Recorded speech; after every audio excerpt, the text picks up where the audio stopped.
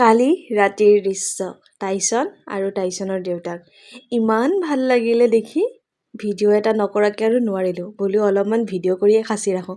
সি কি ধুনীয়াকৈ দেউতাকৰ লগত শুইছে চাওকচোন, টোপনিত লাল কাল চকুটো খুলিবই পৰা নাই।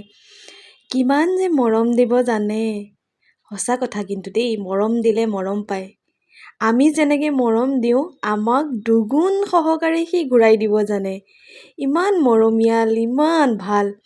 দেউতাকে আকৌ দেখাইছে মোৰ ছোৱালীজনী সেই ছাইডত শুই আছে, মানে ইমান অকণমান জেগা দিছে, ইমান ডাঙৰ বিছনাখনত আমাৰ দুয়োটাৰ শুবলৈ জেগাই নাই। সিহঁতে আমাক ঠেলোতে আমি জানো ক'ত গৈ পৰোঁগৈ। তথাপিও শান্তি, তথাপিও কিবা এটা ভাল লাগে। বুজি নাপাওঁ কিয় যে মানুহবোৰে ইহঁতক ইমান অত্যাচাৰ কৰে।